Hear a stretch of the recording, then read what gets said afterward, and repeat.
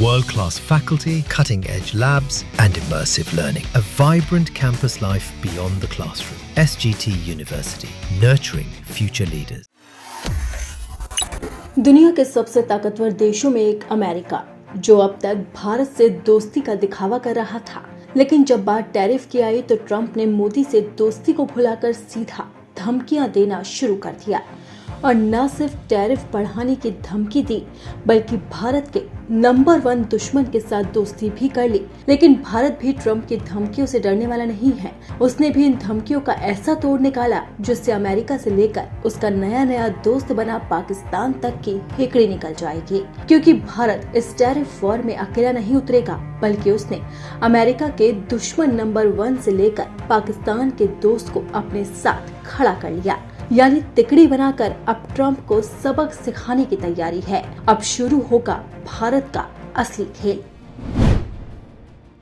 America के राष्ट्रपति Donald Trump ने भारत से आयात होने वाली चीजों पर 25% टैरिफ लगाने की घोषणा की। उन्होंने कहा कि रूस से तेल और हथियार खरीदने पर भारत पर अलग से जुर्माना लगाया जा सकता है।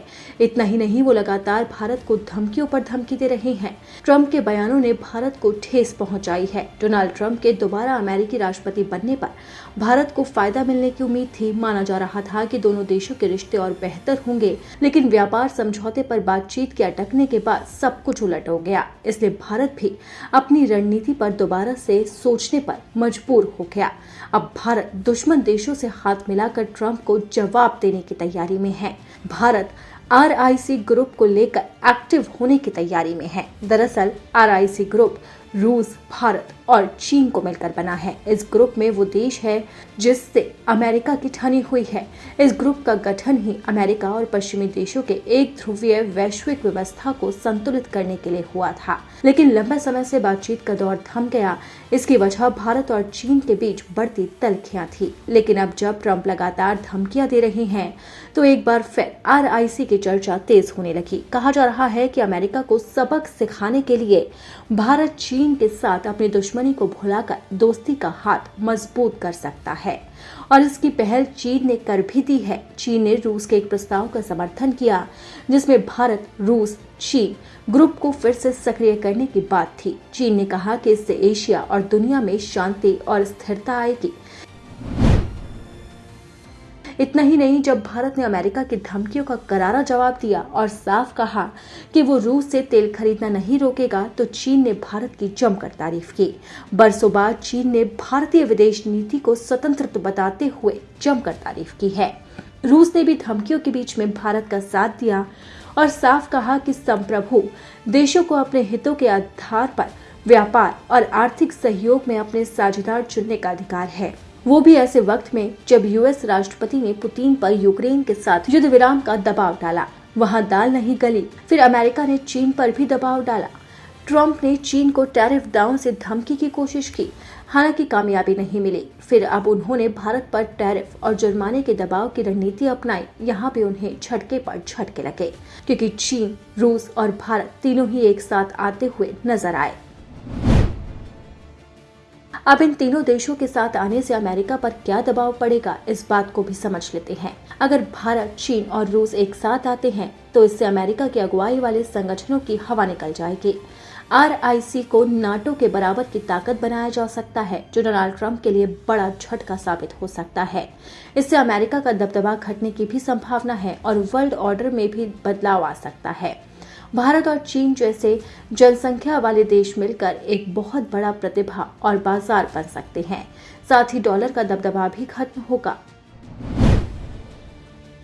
अब ब्राजील का साथ भी भारत को मिल गया है। ब्राजील के राष्ट्रपति लुइस लुला दा सिल्वा ने अमेरिकी राष्ट्रपति डोनाल्ड ट्रंप के उस ऑफर को ठुकरा दिया जिसमें ट्रंप ने कहा था कि लुला उनसे कभी भी टैरिफ के मसले पर बात कर सकते हैं। लुला ने साफ तौर पर कहा कि वो ट्रंप से बात नहीं करेंगे, बल्कि भारत के प्रधानमंत्री नरेंद्र मोदी और चीन के राष्ट्रपति शी जिनपिंग से वो फोन करेंगे।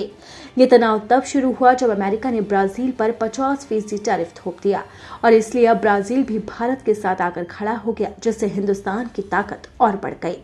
अब ट्रंप के खिलाफ भारत को कई देशों का साथ मिल रहा है, लेकिन सवाल ये है कि आखिर ट्रंप पाकिस्तान का साथ क्यों दे रहे हैं। भारत के लिए उनके तेवर इतने मुखर क्यों हो गए? क्या वो पाकिस्तान से दोस्ती बढ़ाने लगे, और वो भी उस पाकिस्तान से जिसने हमेशा आतंकवाद का साथ दिया है? ट्रंप ने एक वक्त पहले तक हाउडी मोदी का नारा लगाया था। मोदी ने भी नमस्ते ट्रंप कहकर अहमदाबाद में जोरदार स्वागत किया, और वहीं ट्रंप ने भी अमेरिका में खुले दिल से मोदी का स्वागत किया। लेकिन अब ऐसा क्या हुआ कि अचानक रिश्ते बदल गए? वो ट्रंप अब पाकिस्तान के मुरीद हो गए और भारत को झटका देते हुए पाक के साथ तेल भंडार के विकास को लेकर काम करने की बात तक कह डाली। यहाँ तक कि दोनों देशों के बीच में ट्रेड डील भी हो चुकी है, जो अब तक भारत के साथ अटकी हुई है। यही वजह है कि बार बार ट्रंप और पाकिस्तान की नई नई दोस्ती पर सवाल उठ रहे हैं। कहा जा रहा है कि ट्रंप पाकिस्तान का साथ देकर भारत को झुकाने की कोशिश कर रहे हैं ताकि वो रूस से तेल खरीदना बंद कर दे। ट्रंप का असली मकसद सिर्फ भारत को रूस से दूर करना है, क्योंकि रूस और यूक्रेन के बीच युद्ध जारी है और ट्रंप पुतिन पर इसे रोकने का दबाव डाल रहे हैं। लेकिन बात नहीं बन रही है, इसलिए अब ट्रंप धमकियों पर धमकी दे रहे हैं। रूस के दोस्त देशों को भी लपेटे में ले रहे हैं और उन्होंने अब निशाना बनाया है भारत को। और ट्रंप लगातार भारत को कड़ी चेतावनी दे रहे हैं और अपने बयान से भी पलट रहे हैं। हाल फिलहाल में ट्रंप का एक ताज़ा बयान भी सामने आया, जिसमें उन्होंने कहा कि मैं जांच करूंगा, तभी कुछ बताऊंगा।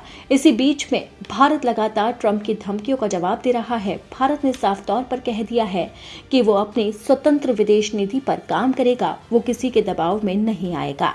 भारत किसी के अधीन नहीं है और वो अपनी मर्जी से और अपनी नीति के हिसाब से रिश्ते बनाता है और व्यापार करता है। आपको यहाँ पर बता दें कि भारत और रूस की दोस्ती कई दशकों पुरानी है और सालों साल ये दोस्ती और मजबूत होती जा रही है, और इसी दोस्ती को तोड़ने के लिए अब ट्रंप भारत को मजबूर कर रहे हैं। इसकी वजह है यूक्रेन युद्ध। ट्रंप यूक्रेन और रूस का युद्ध रुकवाना चाहते हैं, इसके लिए वो भारत पर दबाव डाल रहे हैं, लेकिन भारत उनकी सुनने वाला नहीं है।